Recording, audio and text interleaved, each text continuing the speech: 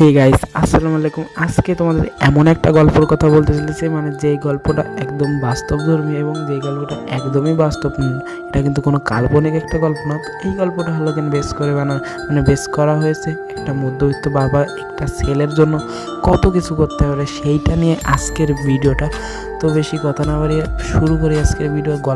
গল্পতে চলে যাই আমরা সরাসরি।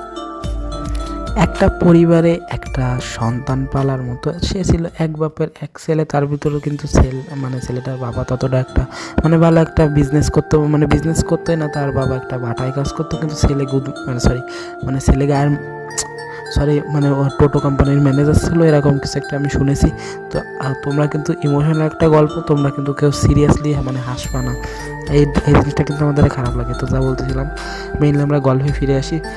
তো এই গল্পটা মূলত বেস করে বানানো একটা ছেলের জন্য বাবা কত কিছু করতে পারে। সেই ছেলেটা কত কি প্রতিদিন সে একটা ফোনের জন্য আবদার করতো। ছেলেটার বয়স যখন ক্লাস 3-তে পড়তো, তখন সে একটা ফোনের জন্য আবদার করলো। তো তার বাবা যেহেতু বাটায় কাজ করতো, তাও সে দাদন ভাদন নিয়ে কোনো না কোনোভাবে কিনে দিল।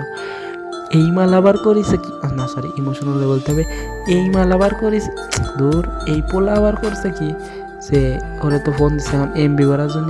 ওর বাপের টাকা নেই, তো ওর বাপ তো দেখতেছে এক বাপের এক ছেলে, তারা কিছু বললো না। তারপরে ওর দাঁতে ফোনটা নিয়ে আলগোস চলে আবার এমবি বললো। ওই সেই সময় আবার ওকে বাড়ি তো আর ভাই গরিব মানুষ, ওয়াইফাই তো আর থাকবে না।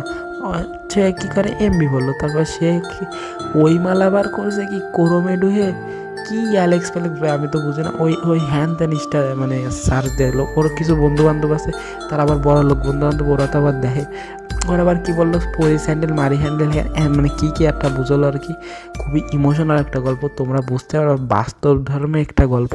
তো এই গল্পটা তোমরা সিরিয়াসলি নিবা। তো আজ এই ভিডিওটা অলরেডি মেলাক্ষণ হয়ে গেছে। তো কেমন তোমাদের সময় নষ্ট করলাম তাও একটু বলবা। আসলে এরকম কোনো গল্পই নেই ভাই, তোমাকে খালি সময় নষ্ট করলাম। কারণ ভাই তোমরা ইদানিং ভিউ দিচ্ছ না, যার কারণে ভাই তোমাকে সময় নষ্ট করলাম। তো আল্লাহ হাফেজ।